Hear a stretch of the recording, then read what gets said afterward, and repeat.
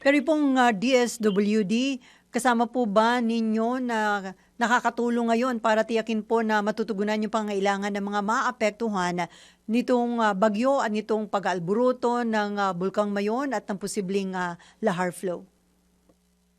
Opo ma'am, since nung pag-start nung Mayon activities nung mga nakaraang linggo, ay si DSW din isa sa nasa forefront sa pagbibigay po ng tulong na augmentation sa provincial government of Albay for Mayon preparedness po at pagbibigay ng mga pangangailangan ng sa evacuees po natin kasama ang LGUs. Okay po.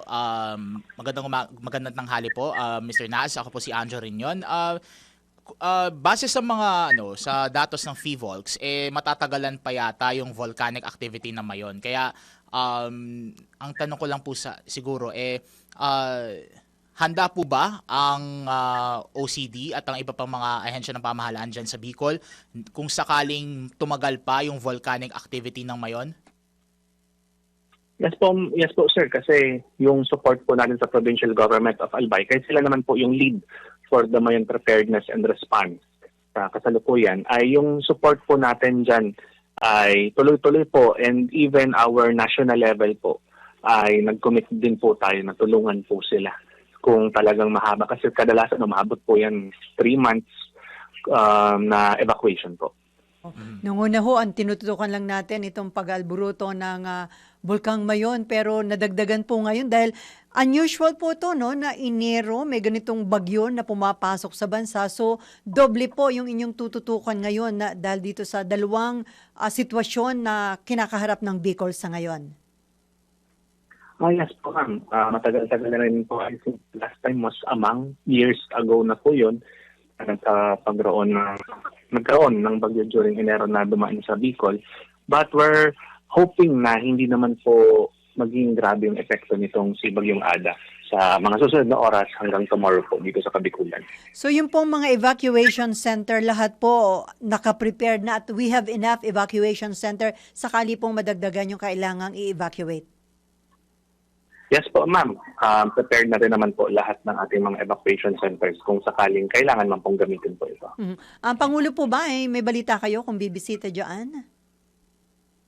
Sa ngayon, wala pa pong nakakarating sa akin na information from the regional director po kung meron man pong visit na magaganap po sa mga susunod na linggo.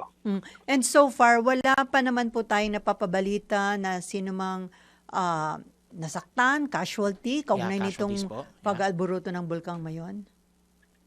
Wala naman po ma'am for Mayon, since basta mailikas lang po natin yung nasa 6 kilometer permanent danger zone, ay mababa po talaga ang chance ng casualty kasi nandun po bumababa yung ating mga pyroclastic density current. Pero po yung mga kabuhayan ng ating mga kababayan, may mga apektado na po ba? Yes ma'am, definitely affected ma'am yung sa agriculture side naman po diyan sa may part naman yon. Pero may mga iba't ibang agencies tayong nagbibigay din naman ng cash for work program, like DSWD, DOLE, and other agencies para mabigyan natin ng alternative source of income yung mga affected na mga involved sa agriculture diyan po sa Mayon. And sasapat din po ba yung supply nung mga ayuda na ibibigay sa sa mga maapektuhan, kasi pag tumagal po ito, syempre problema po diyan is yung supply or yung dami ng mga ibibigay na relief goods sa mga maapektuhan. So handa din po ba ang DSWD at ang lokal na pamahalaan para diyan po? Yes po. Sa ngayon, wala naman pong nakakarating sa amin information sa Regional Operations Center sa concerns na nagkukulang sa food and non-food items. Pero sabi naman po sa amin ng DSWD ay kayang-kaya naman pong punuan yung pangangailangan po. At syempre, ngayon po ba, bago na yung sitwasyon, pwede pa rin po bang tumulong at participate yung mga politiko sa pamamahagi po ng ayuda or bawal na po? Wala naman po sa aming karating na informasyon po dyan. Pero yung pagbibigay po kasi ng ayuda para po dyan sa Mayon activities, directly na po yan sa Provincial Government of Albay. Dinediretso na po, hindi na po sa amin dumadaan. Yung mga gusto pong magbigay ng tulong, like yung mga non-government organizations, media, dumediretso na po kayo sila sa Albay. Ang DOH po ba ay actively tumutulong din para dun sa mga posibleng nagkakasakit, na lalo na yung sa mga evacuation center? And ash inhalation kasi baka may mga pagkakataon na nakalanghap sila ng abo mula sa bulkan. Handa din po ba ang DOH doon?